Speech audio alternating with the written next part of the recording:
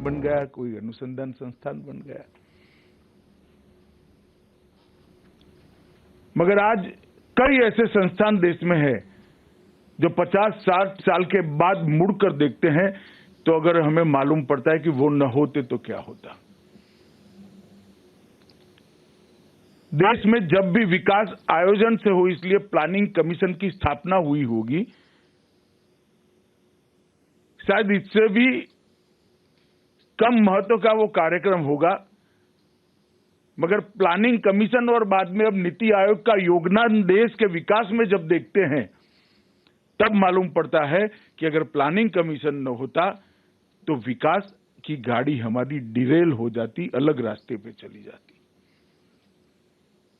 अनुसंधान के आधार पर विकास और विकास के मीठे फल हमने प्लानिंग कमीशन के देखे हैं। जब किसी ने भेल की स्थापना करी होगी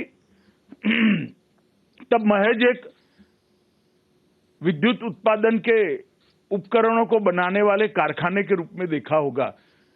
मगर जब आज एनालिसिस करते हैं 60 साल के बाद, 65 साल के बाद, कि देश के 91% विद्युत बनाने वाले कारखानों में जो संयंत्र है वो भेल का बनाया हुआ है।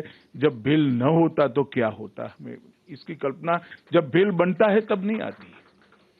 जब LIC की स्थापना हुई होगी, लगा एक इंश्योरेंस कंपनी सरकार ने बना दी, मगर जब LIC का व्याप आज 60 साल 65 साल के बाद मुड़कर देखते हैं तो समाज के मध्यम वर्ग को, समाज के निम्न मध्यम वर्ग को सामाजिक सुरक्षा देने में LIC का योगदान देखते हैं, तब मालूम पड़ता है कितनी बड़ी घटना उस वक्त होगी। उसी तरह से ये आज जनजातीय विषयों पर एक अनुसंधान कार्य के लिए राष्ट्रीय जनजाति अनुसंधान संस्थान जो बन रहा है वो इतना ही बड़ा कार्य है। 50 साल के बाद इसके योगदान को अगर कोई देखेगा तो उसको मालूम पड़ेगा कि मोदी जी की कल्पना क्या थी। अनेक प्रकार के 2 दर्जन से भी ज्यादा जनजाति अनुसंधान संस्थान अलग अलग नाम से अलग अलग संस्थाओं के तत्वाधान में काम कर रहे हैं, मगर उसको राष्ट्रीय रूप से जोड़ने वाली कड़ी नदारद थी, राष्ट्रीय रूप से जोड़ने वाली कड़ी नहीं थी। और हमारे जनजातीय समाज में इतनी सारी विविधता है, सांस्कृतिक विविधता है, खान पान की विविधता है, वेशभूषा की विविधता है, कौशल की भी विविधताएं हैं। ये विविधताओं को अगर एक कड़ी नहीं जोड़ती है तो समग्र देश के जनजातीय समाज के विकास का स्वप्न अधूरा ही रहता है। मुझे लगता है मोदी जी ने जो कल्पना करी है और राष्ट्रीय जनजाति अनुसंधान संस्थान आज बन रहा है वो एक कड़ी बनने वाला है और हमारी कल्पना का जनजातीय विकास को साकार करने में बहुत बड़ी भूमिका निभाने वाला है। इसलिए मैं आज जनजाति मंत्रालय और नीति आयोग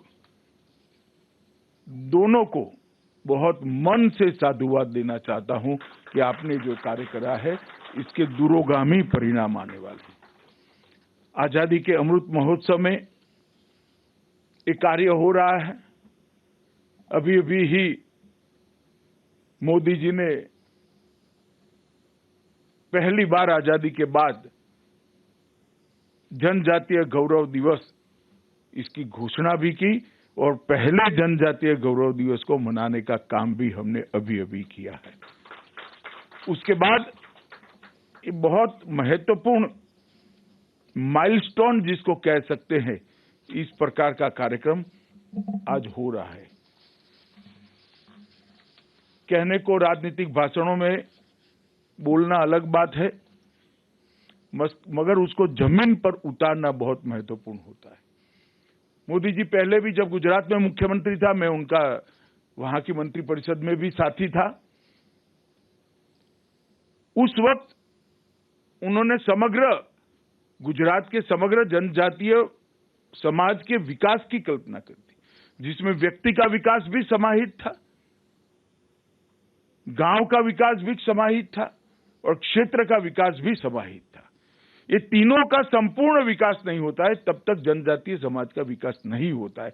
इसलिए तीनों विकास को समाहित करते हुए उन्होंने वनबंधु कल्याण योजना वहां जमीन पर उतारी थी और पहली बार आजादी के बाद जो जनजातीय समाज को संविधान ने अधिकार दिया है, जितनी आबादी है उतना बजट में आवंटन होना चाहिए, वो किसी राज्य ने किया तो नरेंद्र मोदी जी के नेतृत्व में गुजरात में किया गया।